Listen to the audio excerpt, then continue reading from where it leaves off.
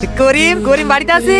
হ্যাঁ ভাই আছি। আসো ভাই, ভিতর আসো। ওগো ভাইকে একটা চেয়ার লেসি দাও। আরে চেয়ার আনতে হবে না, আগে আমার কথাটা শোনো। রোহনের জন্য একটা ভালো মেয়ে পেয়েছি। মেয়ে দেখতে একবারে ঐশ্বর্য রায়ের মতো, যেমন মুখের কাটিং তেমনি বড় বড় চুল। ওরা কখন আসবে বলিস ভাই? ওরা ফোন করে বললো তো বেরিয়ে পড়েছি। বেরি পড়িছে রোহন। হ্যাঁ বা বললো এ দালে জাবাদার কি লাগা? কি লাগবে? আরে চাচা মাথা লাগা।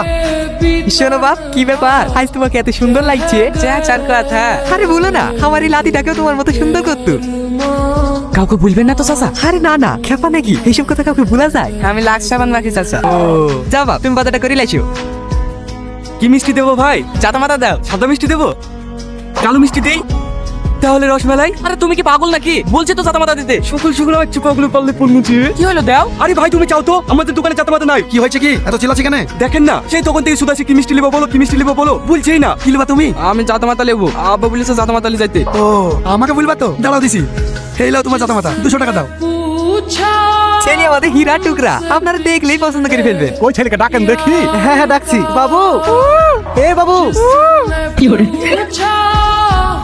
থামেন, আমি ডেকে আসছি। ছেলে কি পাগল নাকি? আরে না না, ছেলে পাগল হবে কেন? ঘরে কোকিল পাখি আছে তো, তাই কুকু করছে। ও এই ডাকছি তো কুকু করছে কেন? ঘটকে তো বললো ডাইরেক্টলি কোকিল কণ্ঠে উত্তর দিতে।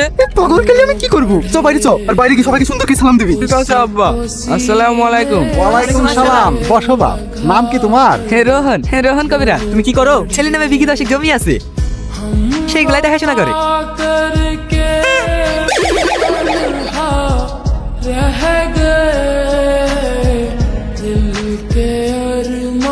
আমি বলেছিলাম না, ছেলে পছন্দ করতেই হবে। বাপের একটাই ছেলে, যা কিছু আছে সবই তো ওর। দাদু তুমি তো বললাম মিষ্টি শুধু লাইবে, মিষ্টি কই? যা আছে ভাই মেরিতে। কত খাই রে? আর কেউ খাবে না? আপনারা খান। না না, আমরা খাইনি। তুমি খাবা নাকি? না, আমার ডিমে অ্যালার্জি আছে। ও খাই দেই দাও ভাই, তাহলে আমরা আজকে উঠি। চাটা তো খান। অন্য দিন এসে খেয়ে যাবো।